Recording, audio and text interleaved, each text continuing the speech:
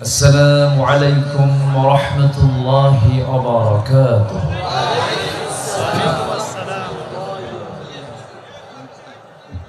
إن الحمد لله الأكرم الذي خلق الإنسان وكرم وعلمه من البيان ما لم يعلم، فسبحان الذي لا يحصى امتنانه باللسان ولا بالقلم. نشهد أن لا إله إلا الله وحده لا شريك له، ونشهد أن سيدنا وحبيبنا ومولانا محمدا عبده ورسوله الذي أرسله بالحق بشيرا ونذيرا وداعيا إلى الله بإذنه وسراجا منيرا. فقد قال الله تعالى في كلامه المجيد وفرقانه الحميد: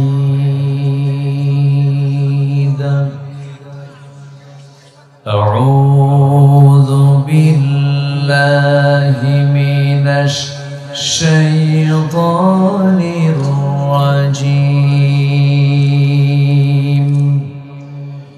بسم الله الرحمن الرحيم.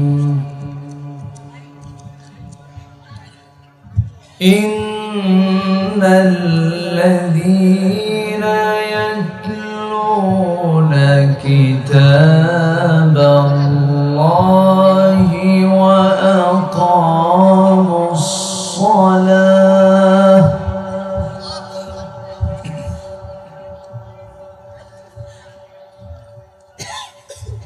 إن الذين يتلون كتاب الله وأقاموا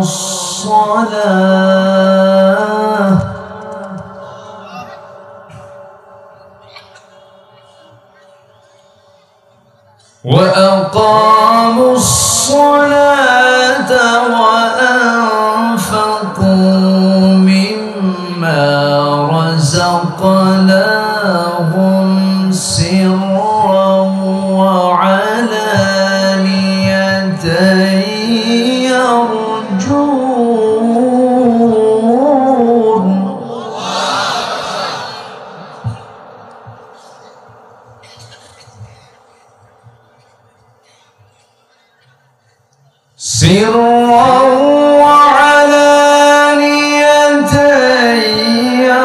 يرجون تجارة لن تبور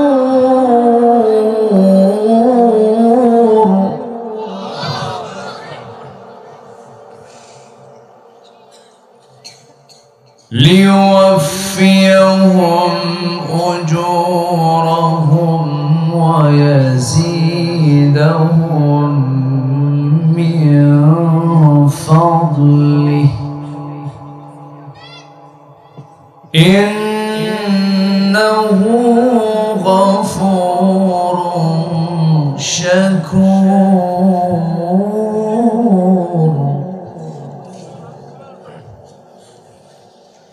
الله أكبر. بسم الله الرحمن الرحيم.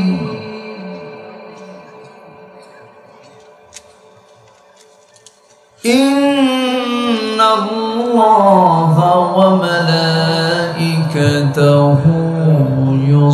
يصلون على النبي يا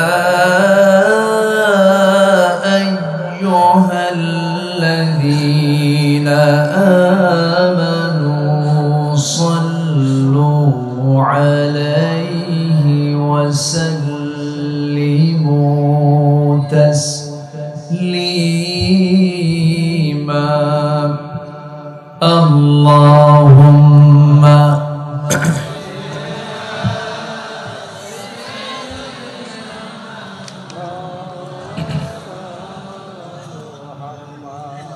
وعلى آل سيدنا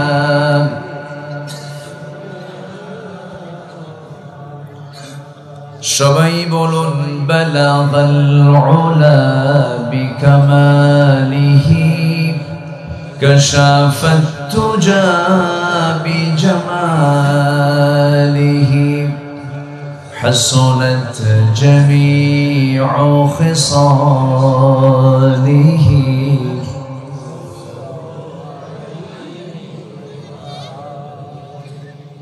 سورة يوسف بداري حكمة لقمان ما قارئ قرآن باري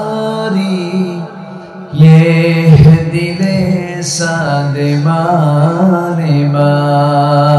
بلغ العلا بكماله كشف التجى بجماله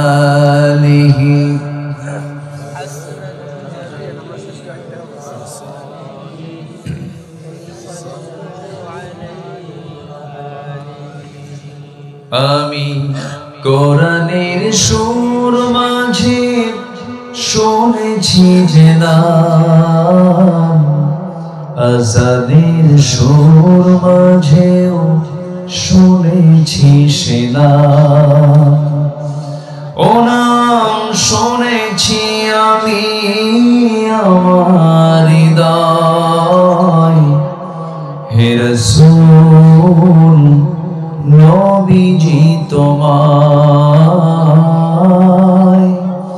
হে রাসূল নবীজি তোমায় সবাই বলি সাল্লাল্লাহু আলাইহি ওয়াসাল্লাম। পাবনা জেলার সুজানগর উপজেলার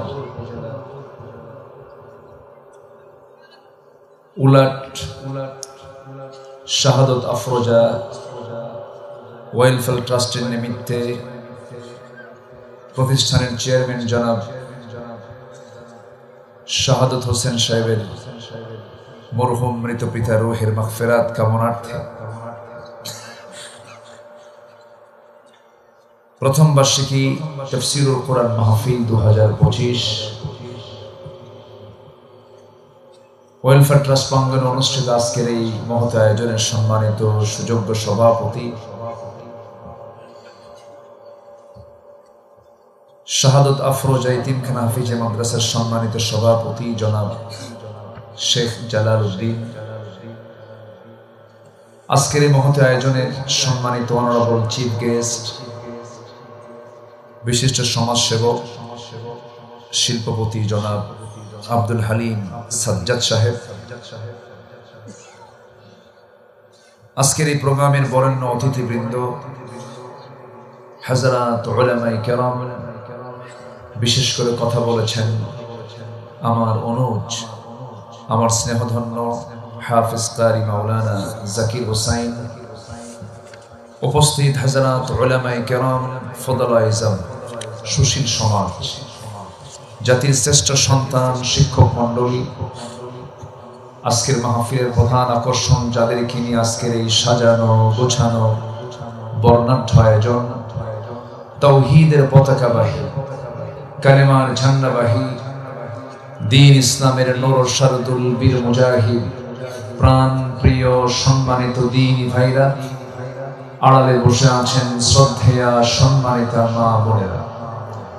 আলোচনার সূচনায় আনুষ্ঠানিকতার মধ্য দিয়ে আমার পক্ষ থেকে আবারও দিল খোলা সালাম, আসসালামু আলাইকুম ওয়া রাহমাতুল্লাহি ওয়া বারাকাতুহু।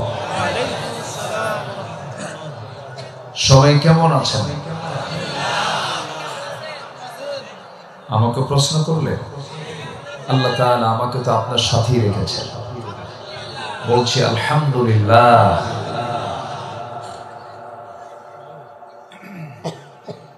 মহান রব্বে করিমের শাহী দরবারে শুকরিয়া যে মহান আল্লাহ সুবহানাহু ওয়া তাআলা আমাকে আপনাকে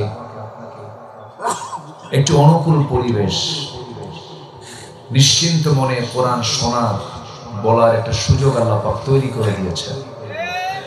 বলি আলহামদুলিল্লাহ। এই তো মাত্র কিছুদিন আগেই তো মাহফিল করার কোনো পরিবেশ ছিল না। মাহফিল কমিটির জুতার তলা ক্ষয় হতো, মাহফিলের পারমিশন মিলত না। আমি কি ভুল বললাম? মাহফিল করা ছিল মাহফিল কমিটির কাছে যেন একটা অপরাধের মতো। যারা কোরআনকে বন্ধ করতে চেয়েছিল তারাই তো বন্ধ হয়ে গেল। ঠিক আছে না?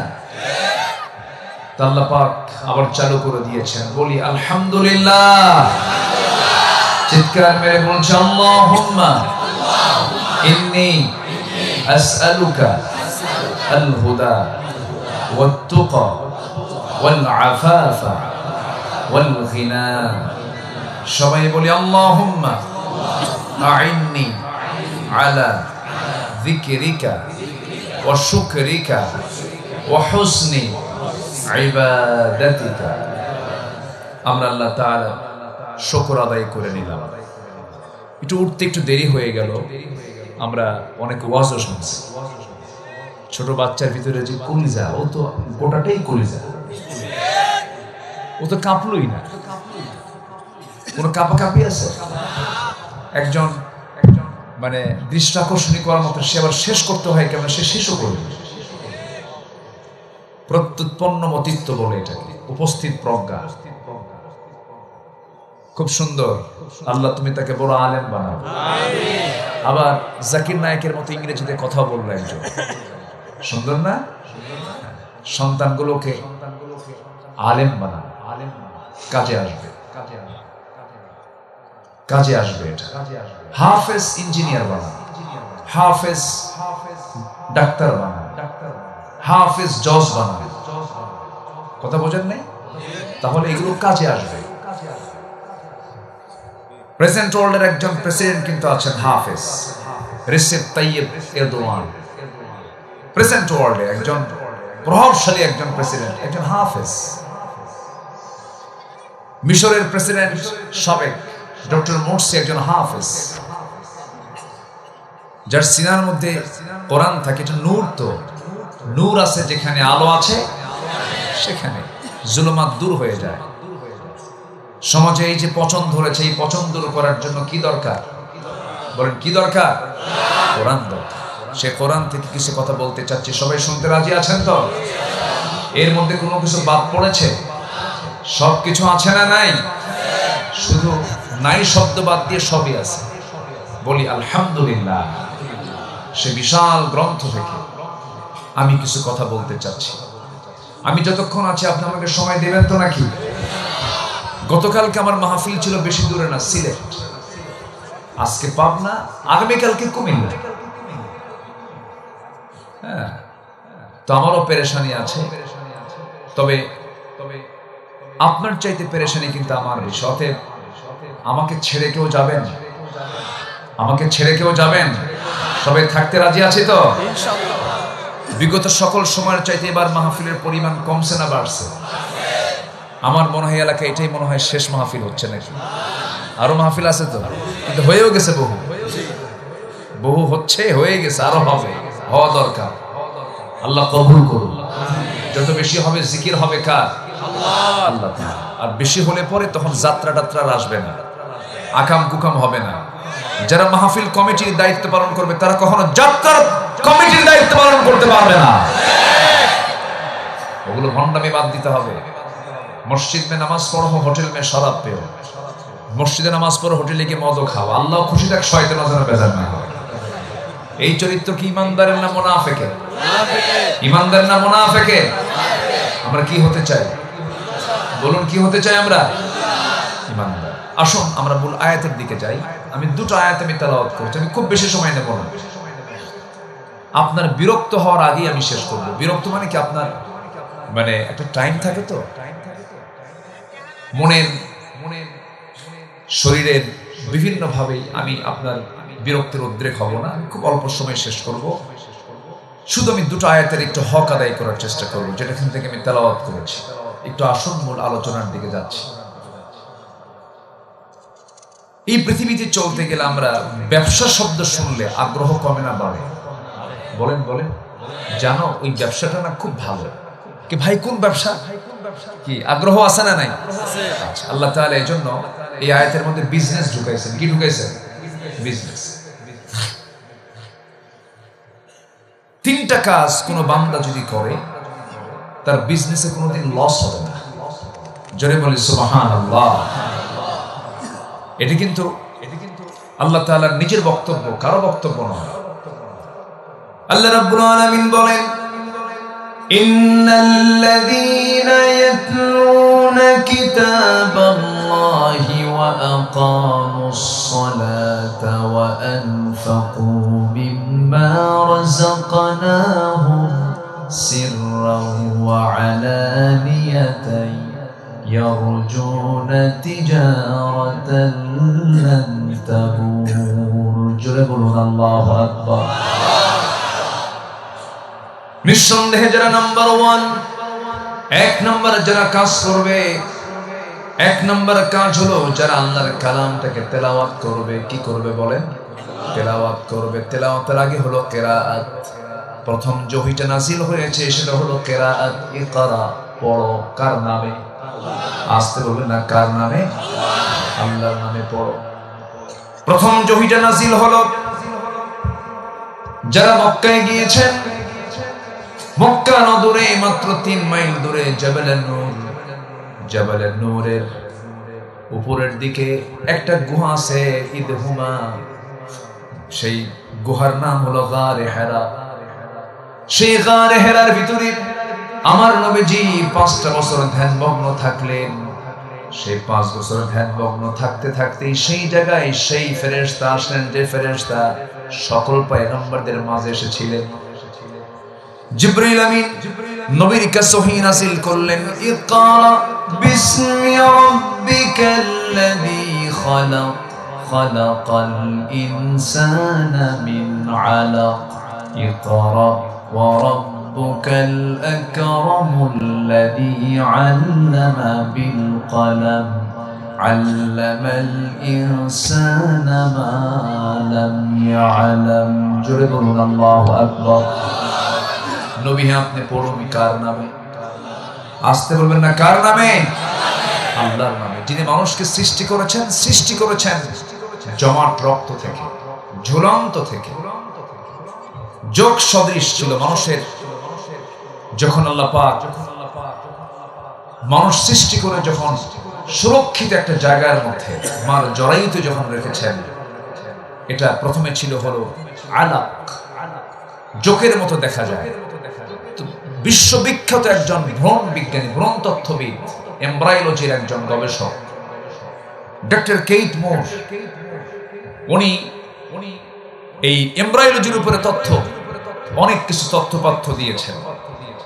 ওনার কাছে যখন আলাক শব্দটা গেল, কোরআনের এই থিসিসটা যখন গেল, তখন ওনাকে নতুন করে জানানো হলো যে আলাক মানে হলো জোকের মতো কোনো কিছু দেখা যায়, এমন কিছুকে আলাক বলা হয়।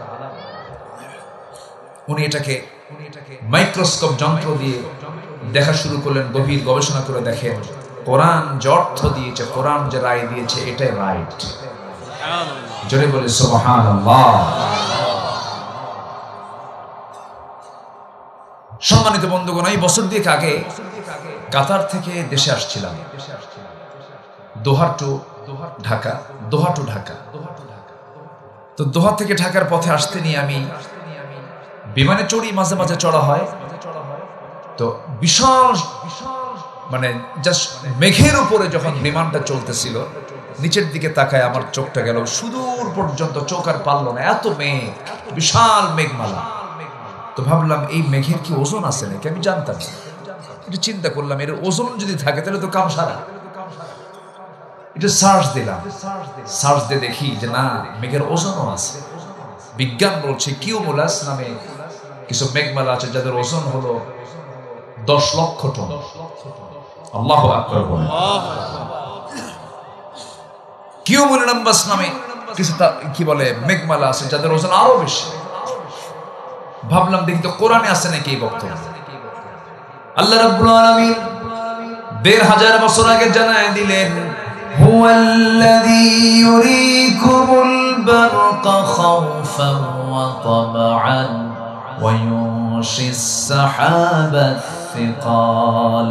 জোরে বলুন আল্লাহু আকবার। তিনি সেই মহান প্রভু যিনি এই আকাশে মেঘমালা সৃষ্টি করেছেন, জমাট করেছেন এবং সেটাকে ওজন করে ভারী করে সেখানে ঝুলায় রেখেছেন। জোরে বলি সুবহানাল্লাহ। যদি মেঘগুলো যদি পড়ে যেত, বলেন যদি মেঘগুলো পড়ে যেত মানুষ কি বাঁচত? এই ইমারত, এই সুন্দর ঘর বাড়ি এগুলো কি একটাও থাকতো? তাহলে আকাশে ঝুলিয়ে রেখেছেন মেঘগুলোকে কে? এই মেঘ বাষ্পীয় আকারে জমিন থেকে যখন পানিগুলো তুলে নেন বাষ্পীয় আকারে, এই সিস্টেমটা না করে যদি পাইপিং সিস্টেম হতো, পৃথিবী চলতো? পৃথিবী চলতো? সব কিছু ম্যানেজমেন্ট করেছেন যিনি আমার, তিনি কে? আল্লাহ তাআলা। সম্মানিত ভাইয়েরা, প্রথমেই বৃষ্টি নয়, প্রথমে বায়ুর প্রবাহ। কিসের প্রবাহ বলেন তো? বায়ুর প্রবাহ। এরপরে মেঘের স্তূপীকরণ, এরপর সেই ঘনীভূত সেই মেঘ থেকে আল্লাহ তাআলা এটাকে গলে গলে বৃষ্টি আকারে জমিনটাকে ধুলাই মলিন জমিনটাকে সিক্ত করেন। তিনি কে? আল্লাহ তাআলা। এটা বিজ্ঞান হালে এসে প্রমাণ করছে যে প্রথমে বায়ুর প্রবাহ হয়, এরপরে বৃষ্টি নাজিল হয়। তাহলে এই তথ্যগুলো আজকে বিজ্ঞান 19-20 শতকের সময় এসে বলল, অথচ আল্লাহ রাব্বুল আলামিন এই কথাটা আজ থেকে আরো ১৫০০ বছর আগে বলে দিয়েছে।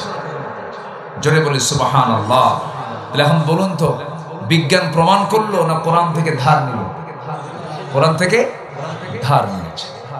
আল্লাহ রাব্বুল আলামিন বলেন, আল্লাহুল্লাযী ইউরসিলুর রিয়াহা ফাতুসিরু সাহাবান ফায়াবসুতুহু ফিস সামাই কাইফা ইয়াশা ওয়া ইয়াজআলুহু কিসাফান ফাতারাল ওয়াদাক ইয়াখরুজু মিন খিলালিহি فإذا أصاب به من يشاء من عباده إذا هم يستبشرون। জোরে বলুন আল্লাহু আকবার। তিনি সেই আল্লাহ যিনি আগে বায়ু প্রেরণ করেন, মেঘমালাকে সঞ্চারিত করে তা, এরপরে মেঘমালাকে যেভাবে ইচ্ছে সেইভাবে তিনি ছড়িয়ে দেন আকাশে, স্তরে স্তরে তা রাখেন। আমার বন্ধুগণ, তাহলে এই যে তথ্যগুলো ১৫০০ বছর আগে পৃথিবীর কোনো মানুষের পক্ষে দেওয়া কি সম্ভব নাকি? এই তথ্যগুলো দিয়েছেন তিনি আমার কে? তিনি আমার কে? আবার এই বৃষ্টি যে আকাশ থেকে পড়ে, পরিমিত পানি কিন্তু আল্লাহ পাক বৃষ্টি নাজিল করেন, ডিসপ্লানে নাজিল করেন না। যে পরিমাণ পানি বাষ্পীয় আকারে ওঠে সেই পরিমাণ পানি আল্লাহ পাক নাজিল করেন। জোরে বলি সুবহানাল্লাহ। আল্লাহ রাব্বুল আলামিন বলেন, ওয়াল্লাযী নাযালা মিনাস সামাই মাআন বিকদরিন ফাআনশারনা বিহি বালদাতান মাইতান কাযালিকা তুখরাজুন। জোরে বলুন আল্লাহু আকবার। তিনি সেই মহান সত্তা যিনি আকাশ থেকে পরিমিতভাবে বৃষ্টি নাজিল করেন। এটাকে গবেষণা করে আজকে বিজ্ঞান বলতেছে, মেটেরোলজিক্যাল সায়েন্স, আবহাওয়া বিজ্ঞান বলতেছে প্রতি সেকেন্ডে ভূপৃষ্ঠ থেকে প্রতি সেকেন্ডে 16 মিলিয়ন টন বাষ্পীয় হয়ে উপরে ওঠে। 16 মিলিয়ন টন। কেউ তো আল্লাহু আকবার বললেন না। 16 মিলিয়ন টন। এটা যদি কোনো মেশিন সিস্টেম করে, টেকনোলজি প্রয়োগ করে কেউ যদি চেষ্টা করতো, এই পানিকে উপরে তোলা সম্ভব হতো? আসতে বলুন, সম্ভব হতো? এবং বছরের পরিমাণটা দাঁড়ায় হলো 513 ট্রিলিয়ন টন। 513 ট্রিলিয়ন টন পানি গোটা দুনিয়া থেকে 22 লাখের আল্লাহ পাক আকাশে উঠায়। দুনিয়া চালান কে? আর অহংকার করে কে? কয় যে রাজাকারের নাতিপুতিরা চাকরি পাবে। রাজাকারের নাতিপুতিরা কার বান্দা? আসতে বলে কার বান্দা? বলুন তো এই কথার মধ্যে অহংকার আছে না নাই? আসতে বলবেন অহংকার আছে না নাই? অহংকার আছে যার, পতনও আছে তার। বহু কিছু করেছে তারা, অনেক কিছু করেছে।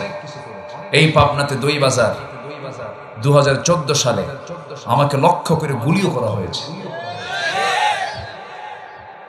ওরা মারামারি করলো, আগুন ধরায় দিল, মঞ্চে মাহফিল পণ্ড করে দিল। 3 দিন পরে শুনি মামলা হয়েছে, 1 নম্বর আসামি আব্দুল্লাহ নামে। কি কথা বুঝতেছেন আপনারা? সম্মানিত বন্ধুগণ, সবকিছুর একটা শেষ আছে। সম্পদ কি কাজে লাগলো আপনার বলেন তো? একজন দেশের শীর্ষস্থানীয় ধনী,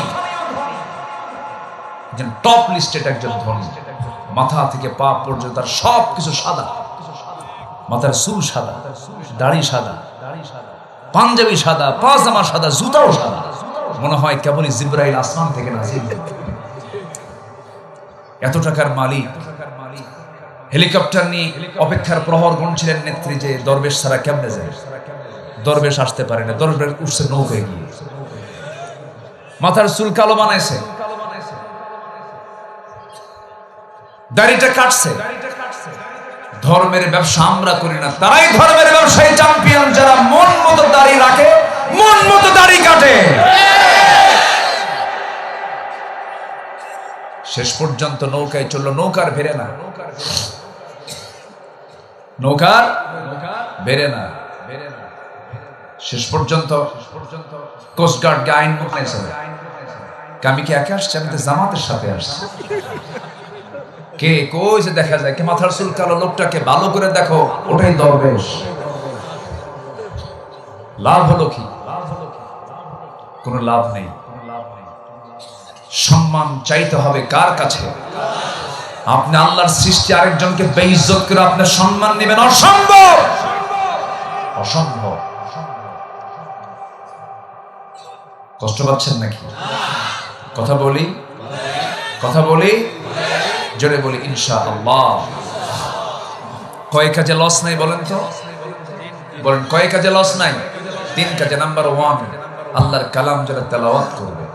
আল্লাহু আকবার বলেন। আল্লাহর কালাম তেলাওয়াত করলে আমার কি হবে? ঈমান যদি দুর্বল থাকে, ঈমানটা তরতাজা হয়ে যাবে। আল্লাহ রাব্বুল আলামিন বলেন, ওয়া ইযা তুলিয়াত আলাইহিম আয়াতুহু যাদাতুহুম ঈমানাও ওয়া আলা রাব্বিহিম ইয়াতাওয়াক্কালুন। কোরআন যখন তেলাওয়াত হয়, ঈমানদারের ঈমানটা তাজা হয়ে যায়। যে দেহে কোরআন তেলাওয়াত বেশি, সেই দেহে রোগ কম। আগের যুগের দাদিরা কোরআন তেলাওয়াত করতেন, 80 বছর বয়সেও চশমা লাগতো না, কোরআন দেখে দেখে তারা পড়তেন। দাদিরা উঠতেন শেষ রাতে, ফজর নামাজ তারা পড়তেন। বুঝতেন কম, জানতেন কম, শিক্ষা দীক্ষা তেমন ছিল না, কিন্তু আদব স্বভাব সব ঠিক ছিল।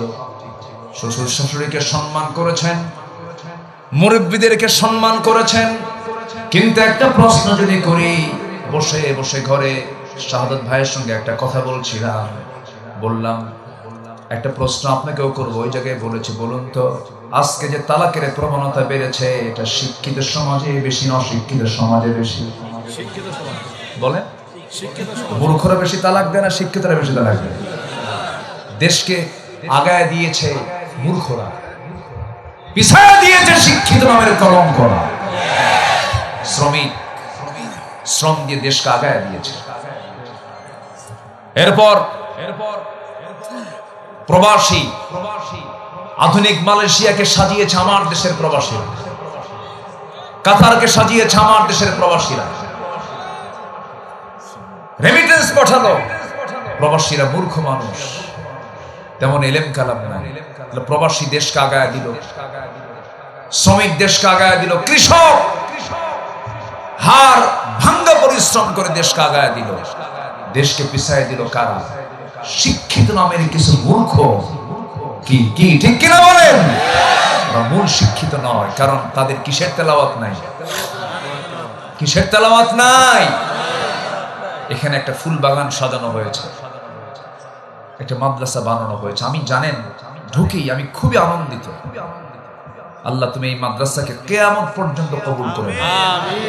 কেউ তো থাকবো না, আমরা কেউ থাকবো? শক্ত কয়েকদিন পর আপনার ছেলে মেয়ে সব দখল করে ফেলবে, বলবে যা কবরে যা। কই যা? যা কবরে। 24 ঘন্টাও দেরি করবে না। পৃথিবীতে আপন বলতে আমার কেউ নাই, কেউ আমার আপন না। কে বলেছে আমার বউ আপন? কে বলেছে আমার সন্তান আপন? কে বলেছে আমার বাপ আপন, মা আপন? কেউ আপন না। শুধু চোখ বন্ধ করে একটু ভাববেন, পৃথিবীতে আপন জন বলতে কেউ নাই। আমার আপন তিনি কে? আমার আপন কে? আল্লাহ। এক্ষুনি আপনি মরে যান, সুন্দরী স্ত্রী আপনার, ছোট্ট বাচ্চা আপনার কোলে আছে, এক্ষুনি দুনিয়া থেকে বিদায় নিয়ে নেন। সংবাদ যাবে আপনার স্ত্রী কানে, হাওমাও করে কাঁদবে, সেন্সলেস হয়ে পড়বে। এরপরে হুঁশ থাকবে না, 3 দিন খাবে না, 6 দিন গলা ভেঙে বসে থাকবে, পাগলের মতো ছোটাছুটি করবে। কিন্তু দেখা যাবে 2 সপ্তাহ পার হলে পরে খাওয়া স্বাভাবিক হয়ে যাবে, 1 মাস হয়ে যাবে, হাসি মুখে ফুটবে, 2 মাস, 3 মাস, 4 মাস হয়ে যাবে। শ্বশুর বাড়ির লোকজন তোমার সুন্দরী কম বয়সী বউটাকে নিয়ে চলে যাবে। 6 মাস 7 মাস হয়ে গেলে পরে মুরব্বীরা আনাগোনা করবে, কানাকানি করবে, এমন একটা মেয়েকে এই জায়গায় কেমন করে রাখবো? বিয়ের শাদী দেওয়া দরকার, জোর করে হয়তো বা বিয়ের শাদী দিয়ে দেবে। নতুন স্বামী যখন পেয়ে যাবে, নতুন স্বামীর ঘর পর ওই মেয়েটাই, ওই বউটাই তোমার বলবে তার আব্বা আম্মাকে, আব্বা আম্মা তোমরা যে আমাকে বিয়ের ব্যাপারে সিদ্ধান্ত নিয়েছো এটাই ভালো, কারণ আগের স্বামীর চাইতে স্বামী আমার আরো ভালো। এটাই দুনিয়ার নিয়ম।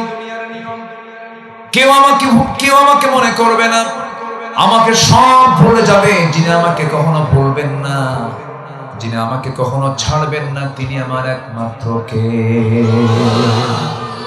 আল্লাহ বলছেন, বান্দারে তুই আমাকে ভুলে থাকিস কেমনে? তুই কি জানিস তুই আমার দিকে 1 হাত আগালে আমি তোর দিকে 10 হাত আগাই। তুই আমার দিকে হেঁটে হেঁটে আসবি, আমি তোর দিকে দৌড়ায় দৌড়ায় যাব। তুই আমার কালামের তেলাওয়াত কর, এর সঙ্গে সম্পর্ক রাখ। এটা এমন একটা কিতাব, সায়েন্টিস্ট সায়েন্স নেবে পাবে, বিজ্ঞানী বিজ্ঞান নেবে পাবে, সাহিত্যিক সাহিত্য নেবে পাবে, ব্যবসায়ী ব্যবসা নেবে পাবে, লেখক লেখা নেবে পাবে, চাকরিজীবী চাকরি পদ্ধতি নেবে পাবে, ব্যাংকের পদ্ধতি পাবে, আইনজীবী আইন পাবে, রাজনীতিবিদ রাজনীতি পাবে, রাষ্ট্রপতি রাষ্ট্রের পদ্ধতি পাবে, শাসক তার শাসন পদ্ধতি পেয়ে যাবে। কোন দিক থেকে আপনি চান, সকল কিছুর সমাধান এই কিতাবের মধ্যে আছে না নাই? আমার বন্ধুগণ, আল্লাহ তাআলা আমাকে মাফ করার জন্য কত অস্থির তিনি অবস্থান করেন হলো আরশ আজিমে। কোথায় থাকেন তিনি? আরশ আজিম। আর রহমান আলাল আরশ ইস্তাওয়া। আল্লাহ পাক আরশ আজিমের সমাসীন থাকেন। সে আরশ আজিম থেকে প্রত্যেক রাত্রিতে ফিস সামাঈদ দুনিয়া, দুনিয়ার আকাশে এসে বলেন, আলা মিন মুস্তাগফিরিন ফাগফির আলাহ, কোন ক্ষমা প্রার্থী আছে আমি তাকে ক্ষমা করে দেব। প্রথম আকাশে আসেন। এই যে আকাশ আমরা দেখতে পাই, এটা হলো কয় নাম্বার আকাশ?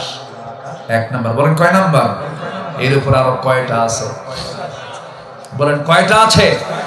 আল্লাহ কি 1 আকাশের মালিক না 7 আকাশের মালিক? আর সেই 7 আকাশের মালিকের বান্দা আমি, ছোট্ট একটা মানুষ, 4-5 বার পায়খানা করলে হুঁশ থাকে না। সে আবার অহংকার দেখে। কিছু চেহারা সুন্দর, কিছু যুবক আছে, বিশাল বডি, একটু জিম টিম করে, বডি টডি ভালো, চেহারাটা একটু ভালো, রাস্তায় যখন হাঁটে বুঝায় আমি একখান মাল, তুমি কিচ্ছু না বাবা, কিচ্ছু না। মরে গেলে 3 দিনে চামড়া নাই, 7 দিনে নারী ভুঁড়ি নাই, এরপরে সিগাল ঢুকবে, সাপ ঢুকবে, বিচ্ছু ঢুকবে, 3 মাসে তোমার চামড়াও নাই, কিচ্ছু নাই, কয়েকটা হাড় ছাড়া। কিসের বড়াই করো? তোমার জন্ম এক ফোঁটা পানি থেকে, অহংকার বান্দার জন্য নয়। চোখ বন্ধ করলে সব অহংকার ছুটে যাবে। অহংকার কার? আর সে আল্লাহ বলছেন কি জানেন? সে আল্লাহ বলতেছেন, বান্দা আমি দুনিয়ার আকাশে চলে আসছি আমি তোমাকে মাফ করার জন্য। আকাশটা কত বড় দেখেন। আমরা যেখানে বসে আছি, আমার কথা কি মন খারাপ করছেন আপনারা? কথা বুঝতে পারছেন তো? আমরা যেখানে বসে আছি এখান থেকে আকাশটা কয় মাইল দূরে? 3 মাইল। কিছু কম, একটা পরিমাণ কম দেখি। হ্যাঁ, কোথায় কোথায় 9,80,00,000 আকাশ আকাশ। সূর্য চন্দ্র একটা এস্টিমেট করা যায়। আকাশ কই? আকাশের কোনো কেউ তথ্য পাইছে খুঁজে? কিন্তু আকাশ দেখা যায় না? দেখা যায়। এই ছাদের মালিককে খুঁটি কয়টা? 4-5টা আছে মনে হয়, নাকি? কোন খুঁটি মুটি আছে? বলুন তো, পৃথিবীর কোন ছাদকে সঙ্গে পারবে? কাতারে গিয়েছিলাম, কাতারে এক শপিং মার্কেটে ঢুকে দেখি আকাশ রাতের বেলা দিনের মতো। ওরা পুরো উপরটাকে পুরো চাঁদনি রাতের মতো সাজাইছে, দিনের মতো সাজাইছে। মানে আকাশের ডিজাইন তারা করেছে। আকাশটা কত আধুনিক ডিজাইনের আকাশ, ছাদ। আল্লাহু আকবার। পৃথিবীর কোন বিল্ডিং কি খুঁটি ছাড়া হয়? আর আল্লাহ পাক একটা ছাদ বানায় রাখছেন, কোন খুঁটি নাই। জোরে বলি সুবহানাল্লাহ। বিগাইরি আমাদিন তারাউনাহা। আমার ভাইয়েরা, এই আকাশটা কত দূরে? কান লাগাবেন, কানটা খরগোশের মতো খাড়া করবেন, মনোযোগ দিয়ে শুনুন। একটু ওই হাদিসের দিকে ব্যাখ্যা দিতে নিয়ে এই কথাটা বলতে আমি বাধ্য হচ্ছি, একটু বলা দরকার। একটু শুনে, আমার আল্লাহ কত দূর থেকে আমাকে মাফ করার জন্য প্রথম আকাশে আসেন। আমরা যেখানে বসে আছি পাবনা জেলার সুজানগর উপজেলার উলাট গ্রামে আমরা বসে আছি। এই জায়গা থেকে আমরা যদি উপরের দিকে তাকায় একটা আকাশ দেখতে পাই, সূর্য দেখতে পাই, রাতের বেলা চাঁদ দেখতে পাই। এই চাঁদের দেশে মানুষ গেছে, সূর্যের কাছে মানুষ যেতে পারে নাই, কিন্তু কিছু তারকারা যে আকাশে দেখা যায়, তারকা একটা দুইটা নয়। ব্যাটেল জুইস নামক একটা তারকা আছে, যে তারকা সূর্যের চাইতে 33 কোটি গুণ বড়। একটু আস্তে কোন সুবহানাল্লাহ। কত কোটি গুণ? কত কোটি গুণ বলেন? সূর্যের চাইতে একটা তারকার আকার 33 কোটি গুণ বড় একটা তারকা। এরকম করে গ্যালাক্সি, এক একটা গ্যালাক্সির মধ্যে আছে 500 বিলিয়ন তারকা। মিলিয়ন না, 500 বিলিয়ন তারকা আছে এক একটা গ্যালাক্সির মধ্যে। ওটা কিন্তু আকাশ না, মহাশূন্যে ঝুলতেছে, মহাশূন্যে ঝুলতেছে। এই তারকাগুলো বেটেলজুইস, সুপারনোভা, আড্রা, প্রক্সিমা সেন্ট্রাই, এই সমস্ত তারকাগুলোকে আল্লাহ রাব্বুল আলামিন মহাশূন্যের মাঝে ঝুলায় রেখেছেন। আবার আমার বন্ধুগণ, এরকম গ্যালাক্সি একটা দুইটা নয়, কোটি কোটি গ্যালাক্সি আল্লাহ রাব্বুল আলামিন মহাশূন্যে রেখে দিয়েছেন। মানুষ চলে গেল, এখন মানুষ যদি চিন্তা করে আমরা একটা তারকার দেশ দেখতে যাব, পৃথিবীর সবচেয়ে নিকটবর্তী তারকার দেশ হলো প্রক্সিমা সেন্ট্রাই। প্রক্সিমা সেন্ট্রাই যদি কেউ যেতে চায়, দুনিয়ার কোনো যানবাহন দিয়ে কি যাওয়া সম্ভব নাকি? দিকে চেষ্টা করে দেখি তো নভোযান দিয়ে সম্ভব হয় কিনা। অ্যাপোলো 11 নামে একটা নভোযান আছে, লেটেস্ট নভোযান, যার ঘন্টার গতি হলো 39,000 কিলোমিটার। কত হাজার? মানুষ বানাইছে, কিন্তু মানুষের জ্ঞান যে নাই তা তো না। ঘন্টার গতি কত? 39,000 কিলোমিটার। অ্যাপোলো 11। এই অ্যাপোলো 11 যার ঘন্টার গতি হলো 39,000 কিলোমিটার, 39,000 কিলোমিটার বেগে যদি কেউ ওই নভোযানে চড়ে যদি রওনা দিয়ে দেয়, সেই সবচেয়ে নিকটবর্তী তারকার দেশ প্রক্সিমা সেন্ট্রাই যেতে যদি সময় নেয়, রওনা দেয়, তার সময় লেগে যাবে পার আওয়ার 39,000 কিলোমিটার বেগে সময় লেগে যাবে 1,15,000 বছর মাত্র। যাবেন কারা কারা? হাত তোলে। যাবেন? কেমনে যাবেন? বাঁচবেন কয়দিন? যাবেন কখন? কেউ তো সুবহানাল্লাহ বললেন না। জোরে বলেন সুবহানাল্লাহ। তাহলে তারকা সবচেয়ে নিকটবর্তী তারকার দেশে যদি যেতে এত সময় লাগে, আরো তারকা আছে, এরপর আকাশ আছে। তাহলে আমার আল্লাহ কত দূর? এই যে আকাশ, এই আকাশের চাইতেও বিশাল বড় হলো দ্বিতীয় আকাশ, তার চারও বড় তার তৃতীয় আকাশ। সেই 7 আকাশের উপর হচ্ছে আরশ আজিম। সে আরশ আজিম থেকে প্রত্যেক রাতে প্রথম আকাশে এসে বলেন, বান্দা ক্ষমা চা, ক্ষমা করে দেব। জোরে বলে সুবহানাল্লাহ। ক্ষমা চাবে কখন? বিড়ি খেতে তো কামসা।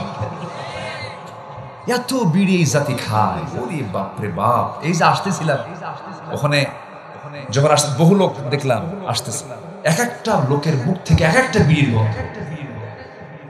মাহফিল শেষে মুসাফা করতে আসে, রাগ করেন না, আবার একটু মজা করে বলতেছে, মোহাব্বতে মুসাফা করে, মুসাফা করি মাশাআল্লাহ, কোনো সমস্যা নাই। কিন্তু কি বলে, গাড়িতে বসে যখন দু হাত যখন নাকে নেই, তখন দেখি সুঘ্রাণ আর সুঘ্রাণ। তো বললাম তাড়াতাড়ি কিছু দাও, হাতটা ধুয়ে ফেল। এত বিড়ি জাতি খায়, মনে হয় জাতি মানে বান্দার সৃষ্টি হয়েছে বিড়ি খাওয়ার। ভাত একবেলা মিস হোক, বিড়ি মিস হওয়া যাবে, ঠিক কি না? এত খাওয়া, হ্যাঁ বিড়ি খেতেই হবে। আবার মাহফিল এসে বলে, হুজুর বিড়ি খাওয়া কি জায়েজ আছে? উনি চেষ্টায় আছেন যে এটাকে জায়েজ করা যায় কিনা। আবার আপনি পান খান, বুড়া মানুষ, ঠোঁটটা লাল হলে দেখতেও সুন্দর লাগে, পান খান, পান খেতে সমস্যা নেই, কিন্তু পানের সাথে আবার হাকিমপুরি রহমতুল্লাহ আলাইহি কেন? এখানে কথা আছে, এখানে ক্লেম আছে না নাই? খাওয়া যাবে কি? মাদক নিয়ে কি কিছু কথা বলার দরকার আছে? নেশা নিয়ে বলার দরকার আছে না নাই? যার নেশা আছে তার ক্ষতি ছাড়া কিছু নাই। কোন নেশার দিকে আমরা যাব না। জোরে বলি ইনশাআল্লাহ। যুবকরা ভালো হও, তোমার হাতে আগামীর বাংলাদেশ উঠবে। নামাজটা পড়ো, চরিত্র সুন্দর করো। গার্লস স্কুলের সামনে যায় ইতিমের মতো বসে দেখো, এগুলো লস প্রজেক্ট। ফুচকা টুচকা একসঙ্গে বসে খাইও না, সুরি ফিতে কিনে দেওয়ার দরকার নেই, একদম লস, একদম কি মনে থাকবে? আসতে কর, মনে থাকবে। পিছনের দরজা দিয়ে যাবা না। বিয়ের প্রয়োজন হবে সামনে বলে ফেলবা, মুরব্বীকে বলে ফেলবা। যে যুবক বিয়ে করতে যে যুবক বিয়ে করার আগ্রহ প্রকাশ করে সে চরিত্রবান, আর যে যুবক বিয়ে করার কোনো কথাই কয় না ও বাইপাস মারে। সোজা কথা কি? ঠিক কি না? এটা বাপ মাকে বুঝতে হবে যে না, ছেলে আমার বলতেছে, ছেলে ভালো থাকতে চায়। কি যুবকরা তোমরা খুশি হওনি? আসতে কয়, এই খুশি হওনি? তাহলে প্রেম হবে বিয়ার আগে না বিয়ার পরে? কি প্রেম হবে বিয়ার আগে না বিয়ার পরে? পরে। আগে কিসের? বিয়ের আগে যদি প্রেম করো, প্রেম কইরা বিয়ের আগেই সব শেষ হবে, বিয়ের পরে আর প্রেম খুঁজে পাবে না, খালি কি লেখি কি হবে? দরকার নেই, শান্তি নাই এগুলোতে, এগুলোতে কোনো শান্তি নাই। যাও নাটক পাড়ায় যাও, যাও সিনেমা পাড়ায় যাও, আল্লাহর কসম করে বলি, সিনেমা পাড়ায় যাও, নাটক পাড়ায় যাও, কোন পরিবারের শান্তি নাই। নাম বলবো না, দেখে নাও, শান্তি কোথাও নাই। শান্তি ঈমান আনলে, আমল করলে, ইসলাম নিয়ে চললে, পরিবারকে আল্লাহওয়ালা বানালে, এখানেই শান্তি, এখানেই প্রশান্তি। জোরে বলি সুবহানাল্লাহ। কোন হাফেজের বাপ বৃদ্ধাশ্রমে থাকে না, কোন আলেমের বাপ মা বৃদ্ধাশ্রমে থাকে না।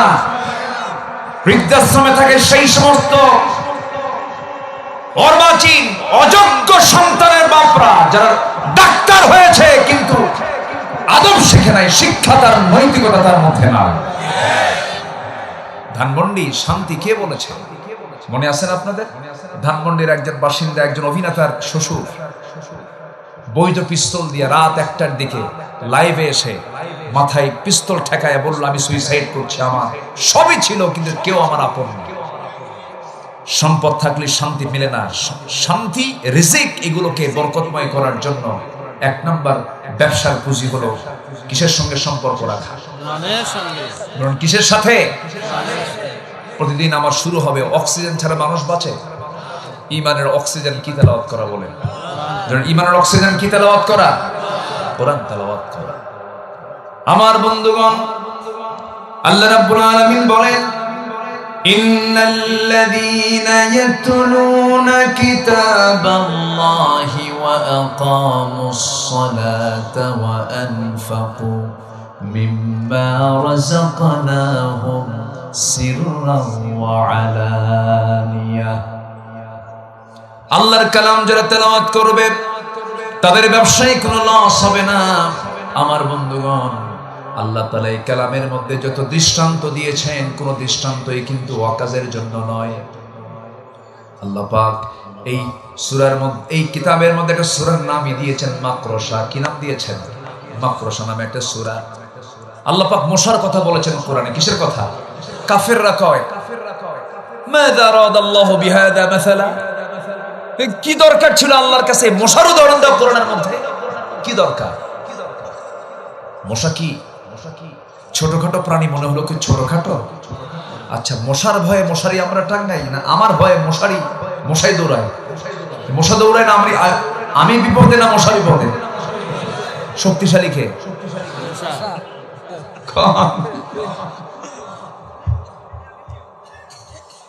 মশারি টাঙ্গাতে হয়। শীতের রাতে ঘরের মধ্যে কোথাও মশা নাই, কোথাও মশা নাই, চোখে পড়ি না, লাইট বন্ধ, কানের কাছে এসে সারেগামা পাধানিসা শুরু হয়ে গেছে। কি ঠিক আছে না? আর ঘুম হয় না। কেমনে টের পেল? মশা 75 ফুট দূর থেকে টের পায় যখন একটা সলির মধ্যে শুয়ে আছে।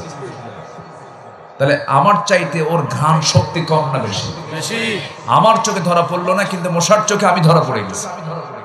আমি মানে ওর রাডারে পড়ে গেছে। আচ্ছা, রোগীকে অজ্ঞান করার জন্য অপারেশনের সময় কি বলে? ওটাকে কি বলে? হ্যাঁ, এনেস্থেসিয়া করে। মশা কি করে জানেন? আপনার এখানে রক্ত খাবে, আগে এনেস্থেসিয়া করে, আগে অজ্ঞান করে। তুই অজ্ঞান হ, সুবহানাল্লাহ বলবেন না আপনি? মশা আগে কি করে? এনেস্থেসিয়া করে, আগে অজ্ঞান করে, এরপর হুল ফুটায় দেয়। তুই টের পাবি, তোর বাপও টের পাবে। আল্লাহু আকবার বলবেন না? মশা দুর্বল? কে বলছে মশা দুর্বল? আমার বন্ধুগণ, এই মশা আল্লাহ রাব্বুল আলামিন উদাহরণ দিয়েছেন। আল্লাহর কালামগুলো এই জন্য তেলাওয়াত করা দরকার। ইন্নাল্লাহা লা ইস্তাহি আন ইয়াদরিবা মাসালান মা বাউদাতান ফামা ফাওকাহা। আল্লাহ পাক লজ্জাবোধ করেন না এই সমস্ত প্রাণীর উদাহরণ দিতে, কারণ এর মধ্যে অবশ্যই শিক্ষা আছে না নাই? ইউদিল্লু বিহি কাসীরা ওয়া ইয়াহদি বিহি কাসীরা। নাম্বার 1 হলো, মশা থেকে আমাদের শিক্ষা নেবার অনেক কিছু আছে। এর মধ্যে 1 নাম্বার শিক্ষা, মশা যখন বেশি খায়, বেশি খাইলে পরে মশার হায়াত কমে না বাড়ে? এই 16 বছর যারা খাইছে, কম খাইছে না বেশি খাইছে? মরছে কি দেরি করে না তাড়াতাড়ি করে? কম খাবে। আস্তে কম কেন? ঠিক কিনা? 11 লক্ষ কোটি টাকা দেশ থেকে পাচার করেছে তারা, বেশি খাইতে গেছে, মরছে তাড়াতাড়ি। ঠিক কিনা? আছে, মশা থেকে শিক্ষা আছে। নাম্বার 2, মশা যখন ওড়ে নাকের কাছে, কানের কাছে যখন ভনভন করে, ভনভন আওয়াজ হয় না? ওর পাখাটা নড়ে। পৃথিবীর কোন এরকম মেশিন আজ পর্যন্ত আবিষ্কার হয় নাই। মশা প্রতি সেকেন্ডে তার পাখার ঝাপটাই হলো 300 থেকে 600 বার। 300 থেকে 600 প্রতি সেকেন্ডে মশা তার পাখা নড়ায় 300 থেকে 600 বার। বলেন, তাহলে আল্লাহ যে 1500 বছর আগে মশার কথা বলছে, এটা কি যৌক্তিকতা আছে না? আছে না? বলেন, আছে না?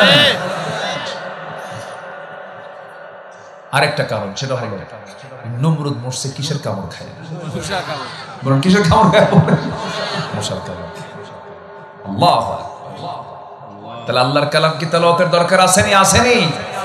আমরা আল্লাহর কালামের তেলাওয়াত করব। জোরে বলি ইনশাআল্লাহ। আপনাদের পাবনার ভাষা খুব ভালো লাগে, খাবুলাই তো মাহালুল খায়। এত সুন্দর ভাষা। হ্যাঁ, তরকারি না দিচ্ছু নাকি কি কয়? তরকারি হ্যাঁ, তরকারি লেজে ঝুস না। হ্যাঁ, এত সুন্দর ভাষা, ভাষার মধ্যে কিন্তু মজা আছে। বলি আলহামদুলিল্লাহ। পাবনার ভাষা বোঝা যায়, কিন্তু নোয়াখালীর ভাষা আরো বেশি বোঝা যায়। হ্যাঁ, কি সুন্দর করে। হ্যাঁ, সব ভাষার মধ্যে মজা খেয়ে দিয়েছেন। বলেন তো মজা খেয়ে দিয়েছেন? আমরা কি আল্লাহর কালাম তেলাওয়াত করব না? জোরে বলি ইনশাআল্লাহ। নামাজে কি লাগে? নামাজে কিসের তেলাওয়াত লাগে? তেলাওয়াত লাগে। তেলাওয়াত ছাড়া কোনো জায়গা নেই। এই জন্য কোরআন তেলাওয়াত আগে শিখবো আমরা। জোরে বলি ইনশাআল্লাহ। একটু কান লাগাবেন, একটু মনোযোগ দিয়ে সবাই শুনবেন। এই কালাম তেলাওয়াত করে সাইয়েদনা ওমর ফারুকের মতো মানুষ, যে লোকটা রাসূলকে মারার জন্য গেলেন, কিন্তু মারতে গিয়ে মারতে পারলেন না, হেরে গেলেন কিসের? তেলাওয়াতের কাছে। আল্লাহু আকবার।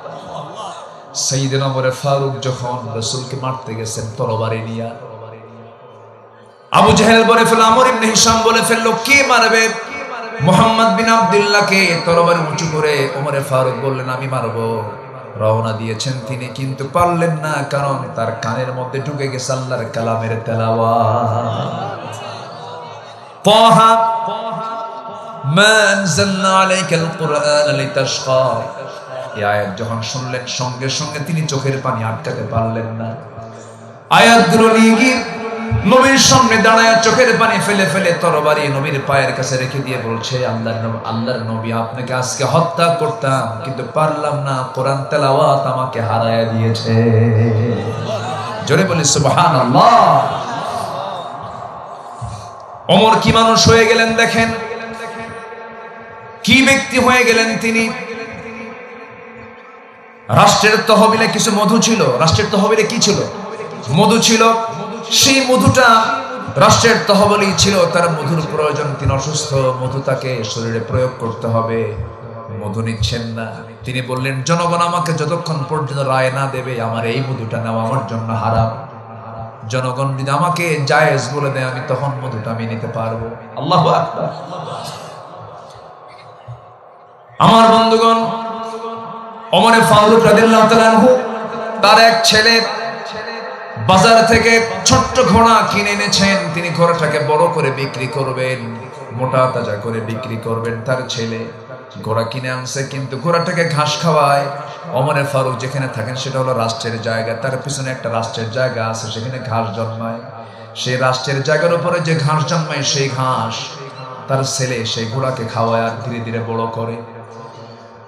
ঘোড়া যখন বড় হয়ে গেল, মোটা তাজাকরণ করার পর ঘোড়া বিক্রি করতে গেছে লাভ করার জন্য, বাজারে বিক্রি হয়ে গেছে। কিন্তু যেদিন বিক্রি হয়েছে সেদিন ওমর ফারুকের বাড়ি থেকে বের হন না, আমার ছেলে আগে আসুক। দরজার মুখে দাঁড়ায় আছেন। সামনে ছেলে যখন দাঁড়ায় আছে, ছেলেকে বলছেন, আমার কলিজার টুকরা সন্তান, ঘোড়া কোথায়? বিক্রি করেছি। কিনছো কত? এত। বিক্রি করছো কত? এত। লাভ হয়েছে কত? এত। এই লভ্যাংশের টাকাটুকু রাষ্ট্রীয় কোষাগারে জমা দাও, কারণ ঘোড়া তোমার হতে পারে, কিন্তু ঘাস হলো রাষ্ট্রের জায়গা। আরেকটু আস্তে করুন সুবহানাল্লাহ। কিসের তেলাওয়াত? বলেন কিসের তেলাওয়াত? কোরআনের তেলাওয়াত। ওমর ফারুক রাদিয়াল্লাহু তাআলা একদিন রাষ্ট্রের কিছু মধু পেলেন ভাগে। সেই মধুটা আবার 5 ভাগে ভাগ করে তিনি প্রতিবেশীদের মাঝে সমান করে দিবেন। মধুর বোতলটা নিয়ে এসে বউকে বলছেন, বউ আমার, বেশি দিন কিন্তু আগের কথা নয়, ওমর ফারুক ছিলেন 40টা রাষ্ট্রের তিনি রাষ্ট্রপ্রধান। কয়টা রাষ্ট্র বলেন? 40টা রাষ্ট্রের রাষ্ট্রপ্রধান তিনি। হাতের মধ্যে মধু নিয়ে এসে বউকে বলছেন, বউ আমার, এই মধুর বোতলে 5টা ভাগ করবে, আমাদের একটা অংশ আর বাকি 4টা অংশ প্রতিবেশীর মাঝে বন্টন করবে। বউকে দায়িত্ব দেওয়ার 2 থেকে 3 মিনিট পর আবার বলছেন, স্ত্রী, মন খারাপ করা যাবে না, আমি তোমাকে মধুভাগের দায়িত্ব দেব না, আমি অন্য কাউকে দেব। বলুন, কোন স্বামী যদি স্ত্রীর সঙ্গে এমন আচরণ করে, পরিবেশ কেমন হবে? কিছুই হবে না। মানে আপনাদের বউরা সব রাগে অবস্থা হয়ে বসে আছে, কোনো গন্ডগোল করবে না, না? হ্যাঁ, লাগবে কিছু, লাগবে নাকি? লাগবে কিনা? তুমি সংসার করবো আমার সাথে, এত সন্দেহ করো? কিচ্ছু বললেন না তার স্ত্রী, মধুর বোতলটা নিলেন। কিন্তু মনক্ষুণ্ণ তোমার স্বাভাবিক, মধুর বোতলটা নিয়ে প্রতিবেশীর একজনের কাছে গিয়ে বললেন, ও আমার প্রতিবেশী ভাই, এই যে মধুর বোতল তোমাকে দিয়ে গেলাম, এটাকে তুমি সমান 5 ভাগে ভাগ করবে, একটা ভাগ আমাকে দেবে, বাকি 4 ভাগ 4 জনকে দিয়ে দিবা। তিনি তার অংশ, মধুর বোতল নিয়ে তার অংশটুকু নিয়ে বউয়ের সামনে এসে বলছে, আমার স্ত্রী, আল্লাহর কসম করে বলি আমি তোমাকে ভালোবাসি, আমি তোমাকে সন্দেহ করি নাই, আমি তোমাকে ডাউট করি না, আমি তোমাকে একটাবারের জন্য সন্দেহ করে আমি তোমার কাছ থেকে মধুর বোতল ফেরত নেই নাই। মধুর বোতলটা ফেরত নেওয়ার উদ্দেশ্য হলো, মধু হলো তরল জিনিস, এটাকে ভাগ করতে গেলে, এটাকে যখন তুমি ভাগ করতে যাবে সেই সময় কিছু মধু তোমার হাতে লেগে যাবে, সেই মধুটা 1 ফোঁটা হোক, 2 ফোঁটা হোক, 3 ফোঁটা হোক, এতটুকু মধু আমাদের ভাগে বেশি আসুক চাই নাই মনে করে মধু ভাগের দায়িত্ব আমরা অন্যের কাঁধে তুলে দিয়েছি। সুবহানাল্লাহ। কিসের তেলাওয়াত? বলুন কিসের তেলাওয়াত? কোরআন তেলাওয়াত করলে মানুষ ভালো হয়ে যায়, বলি আলহামদুলিল্লাহ। আমরা কোরআনটাকে বুঝবো নিয়মিত, জোরে বলি ইনশাআল্লাহ। কিন্তু কোরআন তেলাওয়াত হয় আমার দেশে কখন জানেন? মানুষ যখন মরে যায়, যখন মানুষ কি হয়, হুজুর কিছু ভাড়া করে আনো তো, আল্লাহ ঠেকা পড়ছে তোমার ওই ভাড়া করা তেলাওয়াত আল্লাহ কবুল করা। মরা লোকের জন্য না, জিন্দা লোকের জন্য, জিন্দা লোকের জন্য কোরআন নাযিল হয়েছে। সম্মানিত ভাইরা, এই কোরআন তেলাওয়াত করেই তো ওমর ভালো হয়েছেন। একজন সাহাবী নবীর সামনে বসে বসে কাঁদে। রাসূল বলেন, সাহাবী কাঁদো কেন? হুজুর, আপনি বলেছেন ইসলাম কবুল করলে সব গুনাহ মাফ হয়, কিন্তু আমার মনে হয় একটা গুনাহ মাফ হয় না। কি গুনাহ? হুজুর, নিজের হাতে নিজের মেয়েকে খুন করেছি। রাসূল বললেন, কেমনে খুন করেছে বলো তো? নবীজি আবার শুনতেন, কেউ কোনো কথা বলা শুরু করলে অনেক লম্বা সময় চুপ থেকে শুনতেন। দেখবেন না সমাজে কিছু লোক আছে শুনতে চায় না, খালি কয়, এরকম আছে না কিছু লোক আছে? রাসূল এরকম ছিলেন, রাসূল শুনতেন লম্বা সময় নিয়ে। বসো, কি বলতে চাও?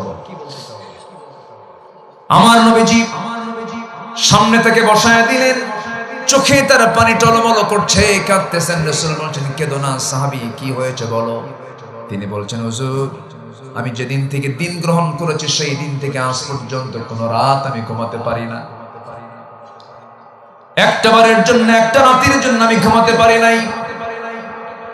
একটা কারণ, সেটা হলো ইসলাম গ্রহণের পূর্বে কোনোদিন মনে হয় না এমন কিছু, কিন্তু যেদিন থেকে ইসলাম গ্রহণ করেছি সেদিন থেকে রাতের বেলা যখন ঘুমাতে যাই তখন মনে হয় পিছন থেকে আমার সেই মেয়েটা ডাকতেছে আব্বা আব্বা বলে। কি করেছে বলো তো?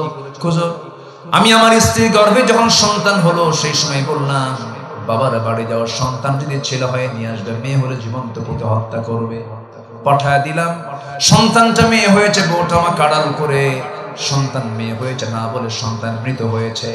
সন্তানটাকে পাশের বাড়িতে রেখে সন্তানকে ধীরে ধীরে আমার আড়ালে বড় করেছে। 6 বছর দেখি নাই কোনোদিন। হঠাৎ করে একদিন আমার সামনে পড়ে গেল, চট করে ধরলাম, আমার মতো চোখ, আমার মতো কপাল, আমার মতো হাত পা, চট করে ধরে বউয়ের সামনে হাজির করলাম। বউটা আমার থরথর করে কাঁপে আর বলে, সন্তানের তথ্য কতক্ষণ গোপন করব, সন্তান তো আমাদেরই। আমি দারুণ খেপে গেলাম, অগ্নি শর্মা হয়ে গেলাম। শিরকিয়াতের কারণে, জিহাদের কারণে মেরে ফেলার জন্য প্ল্যান করলাম, সূক্ষ্ম অভিনয় শুরু করলাম। মেয়েটাকে কোলের মধ্যে আদর করলাম। মেয়েটা বলছে, বাবা তুমি তো খুব ভালো, আমার মা তোমার সঙ্গে কেন পরিচয় করে দিল না? হুজুর, আমার সন্তানটা আমাকে সম্পূর্ণ বিশ্বাস করে আমাকে চুমা খায়, আমাকে আদর করে। পরের দিন সকালবেলা বললাম, মা তোমাকে আজকে তোমার নানির বাড়ি নিয়ে যাব। সে পাগল হয়ে গেল, ছটফট করছে। মাকে বললাম, মা আমাকে সাজিয়ে দাও। বউটা আমাকে সাজিয়ে দিল তার মেয়েকে।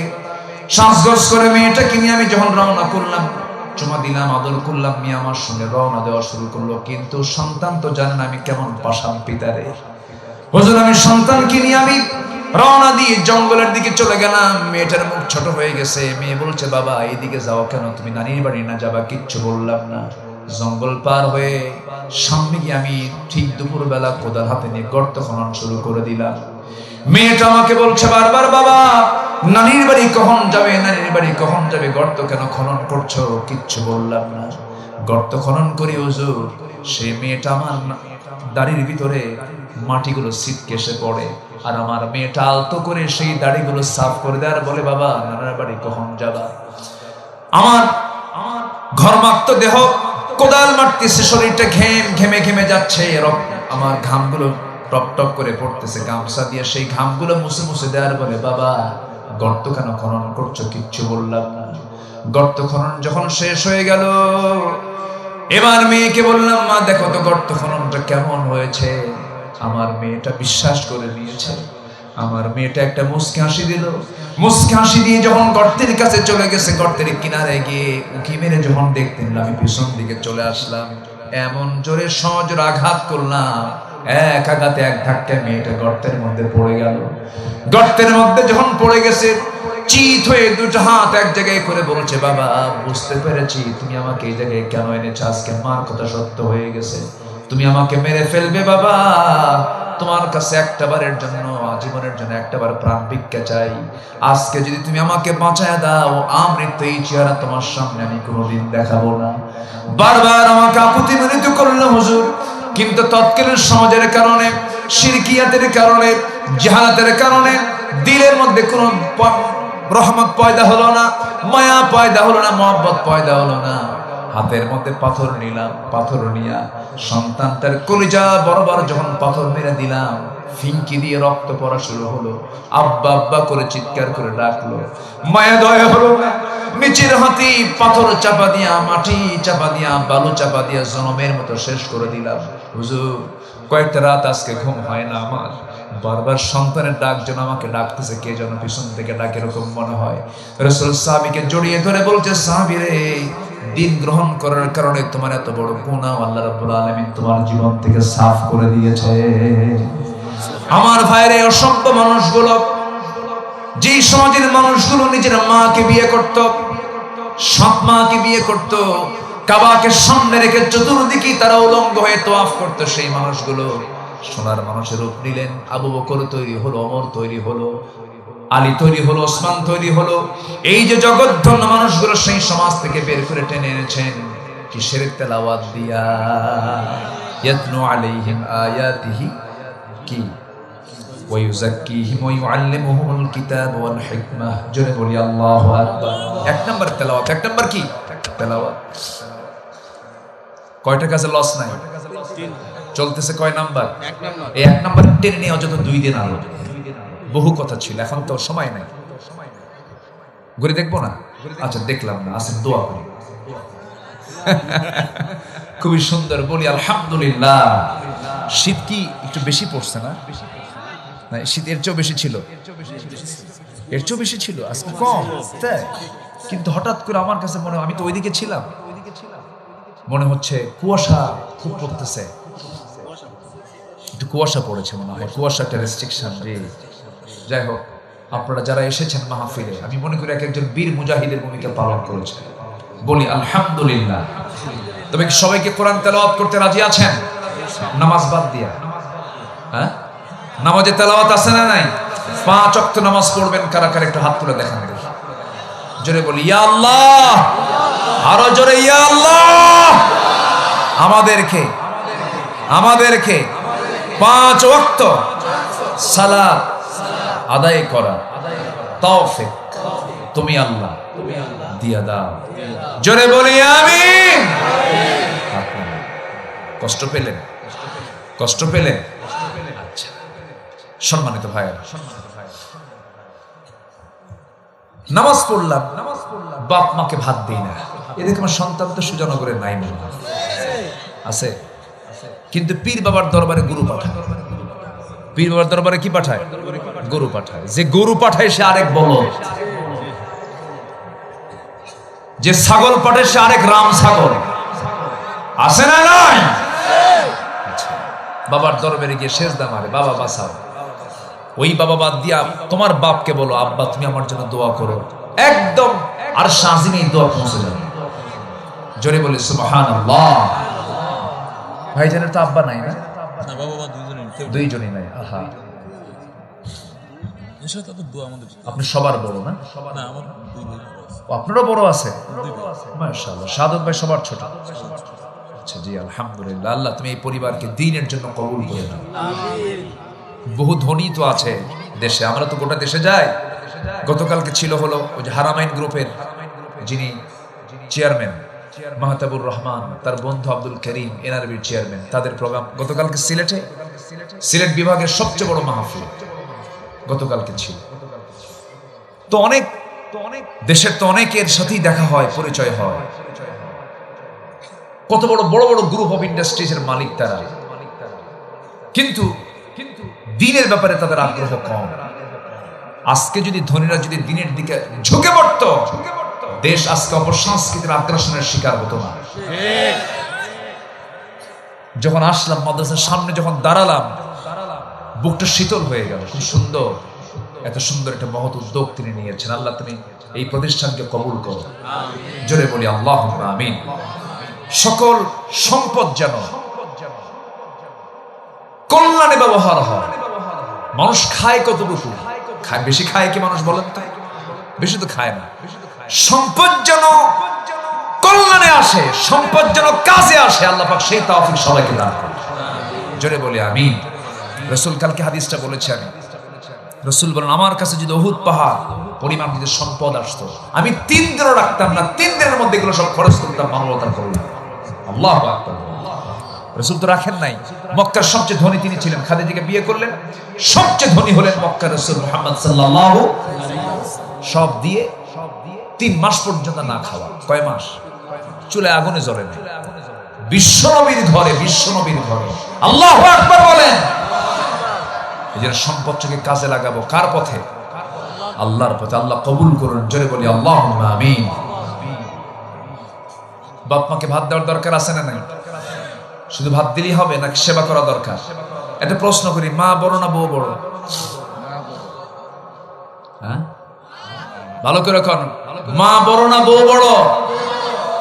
মাহফিলে মা বড়, বাড়িতে বউ বড়। দেখেন ঠিক কইছে, ঠিক। তাই তো, তাই তো।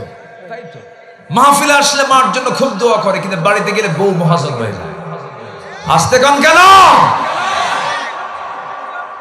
মার দাম আছে, বউয়েরও দাম আছে। বউ তো সন্তানদের মা, ঠিক আছে, কিন্তু মার সমান কোন মানুষ পৃথিবী তার দ্বিতীয়টা নাই। এখানে কিন্তু সমস্যা সৃষ্টি হয়। কোন স্ত্রী যদি আপনাকে তার মা থেকে, আপনার মা থেকে যদি সম্পর্ক ছিন্ন করার যদি কোনো চিন্তা করে, একটা কথা মাথায় রাখবেন, যদি কোনো ব্যক্তির দ্বারা প্রভাবিত হয়ে যদি আপনি আপনার মা থেকে যদি ছিটকে পড়েন, পৃথিবীর সবচাইতে বড় বরকত থেকে আপনি ছিটকে পড়েন। এটা করা যাবে না, কখনো না। মাকে ভাত দেয় না, মার পাশে দাঁড়ায় না। এই নাটোরে মাহফিল ছিল গত বছর। একজন বৃদ্ধা মা, 72 বছর বয়স, আমার কাছে ভাঙ্গা ভাঙ্গা হাতে একটা চিঠি লিখেছেন।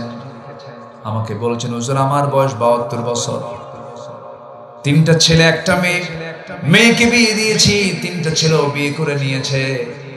এই 3টা ছেলের ঘর আমার ঘরের চতুর্পাশে।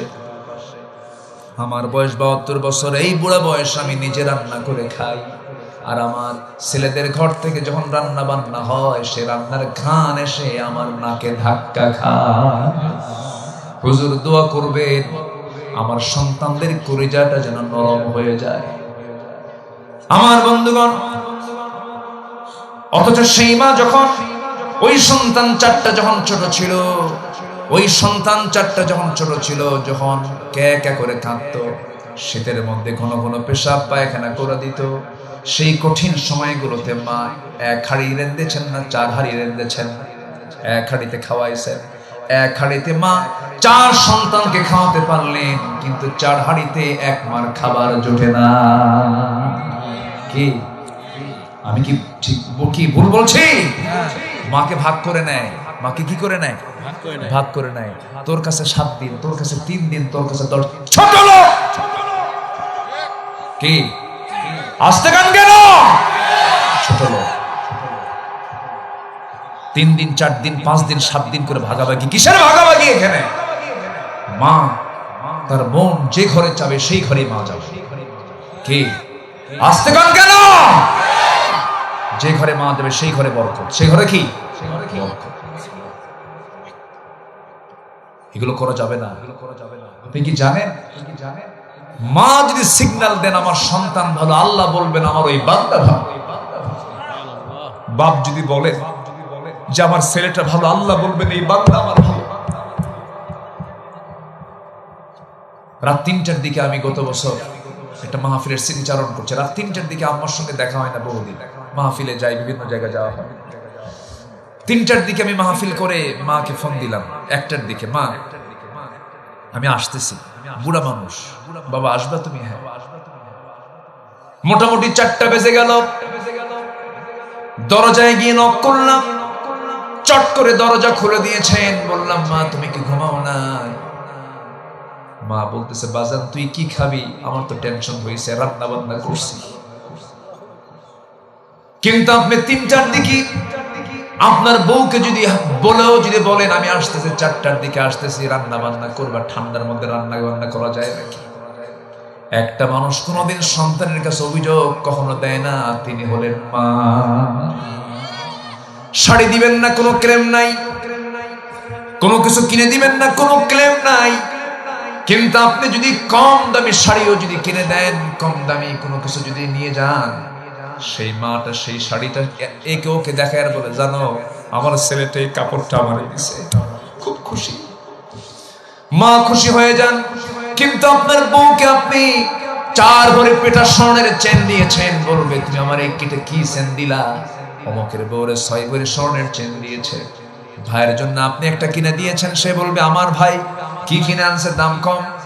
পৃথিবীর আপনি কোনো মানুষকে খুশি করতে পারবেন না, কিন্তু মা এমন একটা সম্পদের নাম যার হারিয়েছে সেই তো বুঝতেছে, সেই তো টের পাচ্ছে।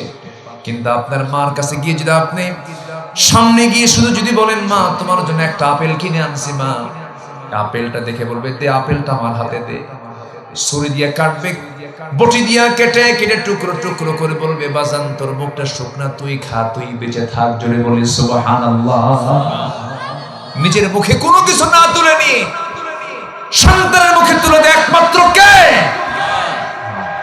শুধু মানুষের মধ্যে না, প্রাণীকুলের দিকেও তাকান আপনি। এতগুলো খাবার নিয়ে, সবগুলো খাবার একটা পাখি তার বাচ্চাগুলোকে খাওয়ায়।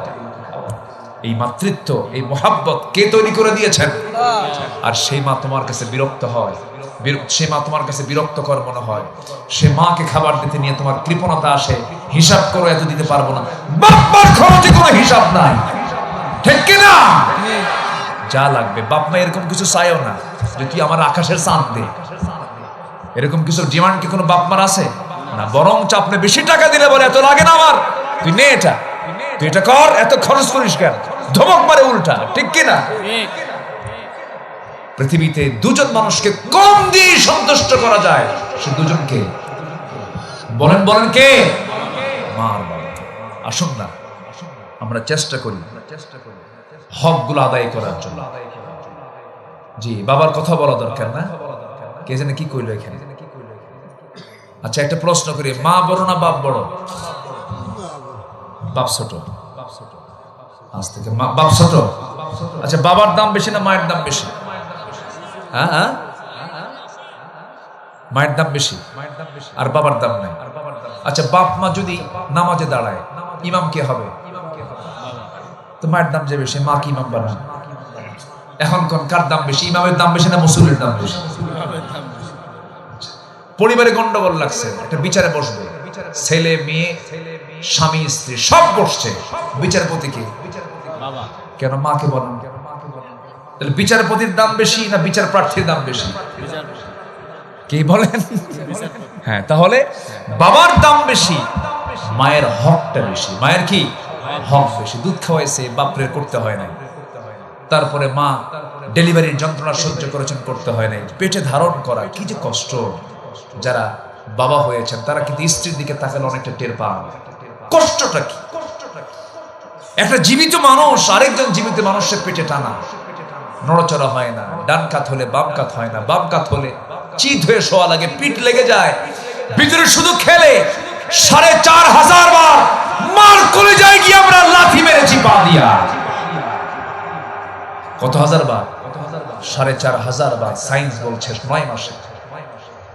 সেই মার হক আপনি কি দিয়ে আদায় করবেন? আপনার গায়ের চামড়া? তাও হবে না। 1 ফোঁটা ঋণ শোধ হবে না, 1 ফোঁটা দুধের ঋণ শোধ হবে না। আসুন সে আব্বা আম্মার সঙ্গে আমরা ভালো আচরণ করা শিখি। আর যদি পারেন বউকে পিটাবে। কি বউকে পিটানো যাবে? মাদের করে যায় তখন পারেন, হুজুর এতক্ষণ তো লাইন ভালোই ছিল, আবার এইদিকে আসলেন কেন? যে বউ নামাজ না পড়ে আপনি কি করবেন? মারবেন? হ্যাঁ, দেখছেন শাসন করাই লাগবে। কি মারবেন? মারা যাবে না। শাসন করতে পারেন কিন্তু মারবেন কেন? বলবেন, আপনি চোখ রাঙিয়ে বলবেন, চোখের ভাষায় কথা বলবেন। বউকে মারা লোক তো খুব ভালো না। যারা সমাজে বউকে মারে তারা সমাজের খুব প্রশংসা আছে না তাদের? জানো লোকটা খুব ভালো, বউকে পিটায়, এটা খুব প্রশংসা না? বউকে পিটানো কি সুন্নতে মুআক্কাদা? রাসূল কোন স্ত্রীকে মেরেছেন? তবে 4টা কারণে বউকে মারা যাবে। কয়টা কারণে শুনবেন? শুনবেন? মারার জন্য দেখছেন, মারার জন্য। হ্যাঁ, যারা কইছে হ্যাঁ ওরা ওদের বউই নেই। বলেন তো চেয়ারম্যান বড় না চেয়ারম্যানের বউ বড়? বলেন কে বড়? বউই বড়। তুমি কত বড় চেয়ারম্যান জানা আছে? তুমি বসো। তুমি কত বড় হুজুর আমার জানা আছে, সব জানা আছে আমার, বসো। কি ঠিক আছে কিনা বলেন? বই রেখেছে হুজুরগিরি খাটেন। স্ত্রী তো স্ত্রী, শ্রেষ্ঠ সাথী কে বানায় দিয়েছেন? কে বানায় দিয়েছেন? স্ত্রীকে সম্মান করবেন, স্ত্রীকে মর্যাদা দিবেন, আল্লাহ আপনার মর্যাদা বাড়ায় দিবেন। দাম দিবেন না দাম পাবেন। আম্মা জান আয়েশা বলেন রাসূল আমাকে মাঝে মাঝে হাত পা টিপে দিতেন। সুবহানাল্লাহ বলবেন না? সেবা করতেন। 4টা কারণে মারা যাবে। নাম্বার 1, স্ত্রী যদি নামাজ না পড়েন। নাম্বার 2, রোজা যদি না রাখেন। নাম্বার 3, যদি কি বলে স্বামীর যদি আনুগত্য না করেন। নাম্বার 4, সে যদি সতীত্বের মর্যাদা যদি না রাখে, সতীত্বের হক যদি আদায় না করে, সতীত্ব যদি না রাখতে চায়, পর্দায় যদি না থাকে। এই 4টা কারণে স্বামী তার স্ত্রীকে মারতে পারবেন। তবে মারার ক্ষেত্রে শর্ত হলো পকেটে যে মেসওয়াক থাকে সেটা হচ্ছে 9 ইঞ্চি মেসওয়াক। এই 9 ইঞ্চি মেসওয়াক দিয়ে আপনি তাকে মারতে পারবেন, তবে মুখে নয়, নাকে নয়, কপালে নয়, বুকে নয়। 9 ইঞ্চি মেসওয়াক দিয়ে যদি কোনো মানুষের সামনে যদি তার বউকে মারতে নেয়, দেখে কি বলবে? মারে না সোহাগ করে। লাইনে ছিলেন, উপায় না, মারা যাবে না। স্ত্রীকে মারা ঠিক না। রাসূল কোন স্ত্রীকে মেরেছেন? আল্লাহ তুমি সবাইকে বোঝার তৌফিক দাও। জোরে বলি আল্লাহুম্মা আমিন।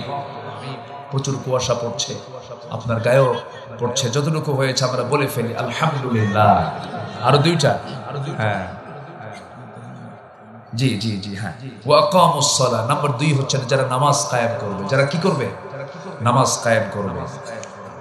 জি, যারা নামাজ কায়েম করবে, নামাজ পড়বে এবং নামাজ কায়েমের যারা সংগ্রাম করবে। আমার দেশে কি নামাজ কায়েম আছে?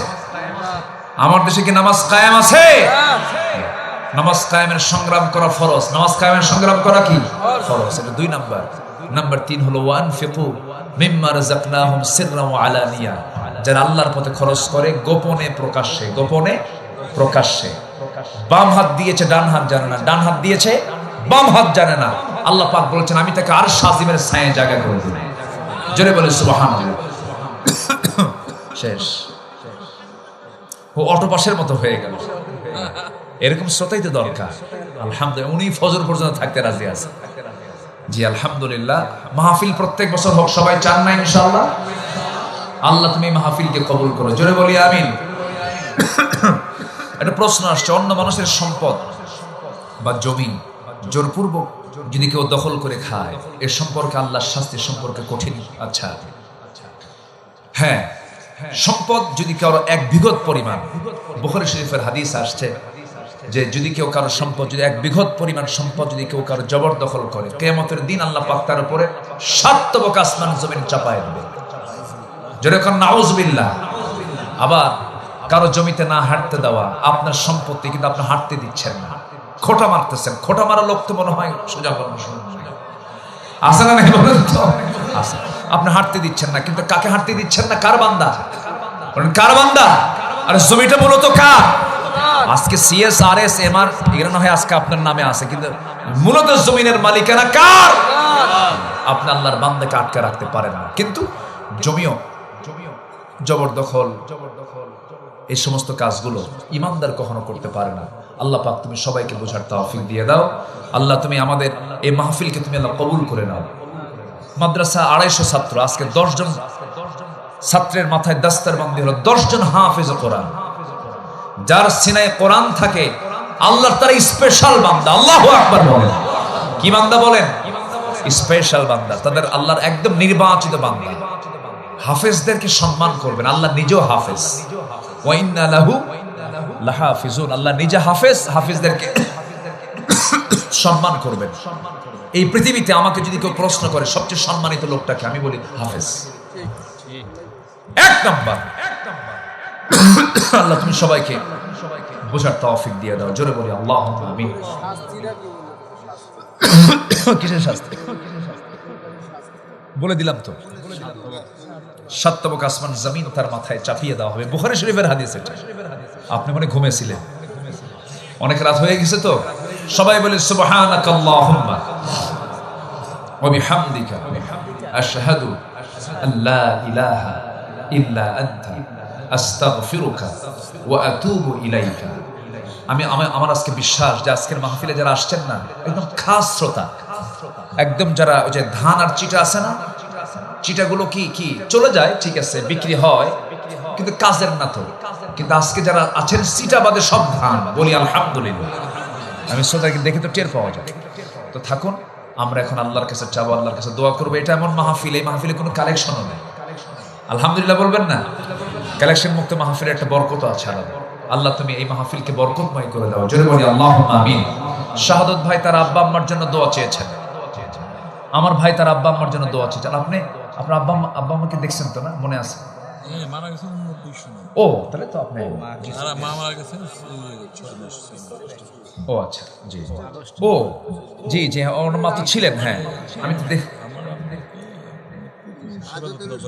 আলহামদুলিল্লাহ, আল্লাহ আল্লাহ আল্লাহ। জি, আল্লাহ পাক দুজনকে জান্নাতের মেহমান বানায় দেবে, দুজনকে যুগল এক জান্নাতে তাদেরকে আল্লাহ পাক মেহমান বানায়। যা শোন, আমরা আল্লাহর কাছে দোয়া করব। এটা যে কি ফুল বাগান সাজিয়েছেন আপনারা, এই মাদ্রাসার দিকে খেয়াল করবেন। সবকিছু মানে অবহেলা হলেও মাদ্রাসার যেন কোনো অবহেলা না হয়। এটা একটা বাগান, এটাই কাজে আসবে সেদিন। এই যে আজকে বীজ বপন করলেন, এরা হাফেজ হবে, এরা হাফেজ বানাবে কিয়ামত পর্যন্ত। আপনার এই ব্যবসা তিজারাতাল লান তাবুর, এই ব্যবসায় কোনো লস, দুনিয়ার ব্যবসায় লস হয়। আসুন আমরা আল্লাহর কাছে চাবো, আপনি দোয়া করে দেন। রূপগঞ্জের মানুষ আপনি, নারায়ণগঞ্জ, তারপরে আপনার বাড়ি কোথায়? আটঘরিয়া, টেবনা। হ্যাঁ, তারপরে আপনার বাড়ি যেন কোথায়? এখানে আশেপাশে। আলহামদুলিল্লাহ, আল্লাহ কবুল করুন। আসুন আমরা আল্লাহর কাছে যাবো। সবাই বলে সুবহানাকাল্লাহুম্মা ওয়া বিহামদিকা আশহাদু আল্লা ইলাহা ইল্লা আনতা আস্তাগফিরুকা ওয়া আতুবু ইলাইকা। যে শাহাদত ভাই তার একটা ছেলে, কই ছেলেটা? কই মাথায় আছে নাকি? ও চলে গেছে, ঘুম ধরছে মনে হয়, অনেক রাত হয়েছে। জি, আমি শাহাদত ভাইকে দেখছি। শোনেন, ওয়াজ শোনার মজা কিন্তু সামনে বসে কিন্তু ওয়াজের মজাটা পাওয়া যায়, মঞ্চে কিন্তু অতটুকু মজা পাওয়া যায় না। শাহাদত ভাই তো চালাক, কোনো কিছু তো লস করতে রাজি না। আলহামদুলিল্লাহ। আসুন আমরা আল্লাহর কাছে চাই, আল্লাহর কাছে প্রার্থনা করি। জি দোয়া আল্লাহুম্মা রব্বানা যালামনা আনফুসানা ওয়া ইল্লাম তাগফির লানা ওয়া তারহামনা লানাকুনান্না মিনাল খাসিরিন লা তুযিগ কুলুবানা বা'দা ইয হাদাইতানা ওয়া হাব লানা মিন লাদুনকা রাহমাতান ইন্নাকা আনতাল ওয়াহ্হাব। গফিরাত, শিশির ভেজানো রাত্রি, টপ টপ করে পানি পড়ছে বান্দার মাথার উপরে, দেহের উপরে, তবুও বসে আছে এই ঠান্ডার ভিতরে, ঠান্ডা মাটিতে বসে সে শান্তে, সে ভিক্ষুকের মতো তোমার দরবারে দুটো হাত পেতেছি। আল্লাহ, গুনার দিকে নজর দিও না, বান্দা মনে করে তামাম জীবনের গুনাহগুলোকে মাফ করে দাও। জনম দুঃখিনী মা, জনম দুঃখী বাপ জান যারা চলে গেলেন, জিন্দেগির গুনাহগুলো মাফ করে দাও, কবরগুলোকে জান্নাতের টুকরা বানায়া দাও। রব্বিরহামহুমা কামা রব্বায়ানি সগীরা, রব্বিরহামহুমা কামা রব্বায়ানি সগীরা। আল্লাহ তাআলা বিশেষ করে মাহফিলটার আয়োজন করলেন যারা, শোনার জন্য আসলেন যারা, বিনিময়ে কিয়ামতের কঠিন ময়দান যেদিন কেউ কাউকে চিনবে না, এমনকি মা সন্তানকে পর্যন্ত স্বীকার করে বসবে, যেদিন মানুষ কাঁদতে কাঁদতে চোখের পানিগুলো ফুরে যাবে, চোখ থেকে রক্ত বের হওয়া শুরু হয়ে যাবে, সেই কঠিন মুসিবতের দিন এই মাহফিল সবার জন্য নাজাতের মাধ্যম তুমি আল্লাহ বানাইয়া দিও। আল্লাহ গো, তোমার বান্দাগুলো কিনা এমন সময় হাত ধরেছে যে সময় তোমার অফিস খোলা। আল্লাহ, তুমি আমাদের গুনার দিকে নজর দিও না, আমাদেরকে তোমার পছন্দের বান্দা হিসেবে কবুল করে নাও। চোখের গুনাহ, হাতের গুনাহ, পায়ের গুনাহ, মনের গুনাহ, কত গুনাহ করেছে আল্লাহ। গুনার দিকে তাকালে আমরা ধরা খেয়ে যাব। আল্লাহ, গুনাহগার হলেও তো আমরা তোমার বান্দা, গুনার দিকে তাকায়ও না, দয়া করে মাফ করে দাও। আল্লাহ তাআলা, কোন দিন দুনিয়া থেকে বিদায় নেব জানি না, মালাকুল মউত কোন দিন দরগোড়ায় হাজির হবে কেউ তো বলতে পারি না রে।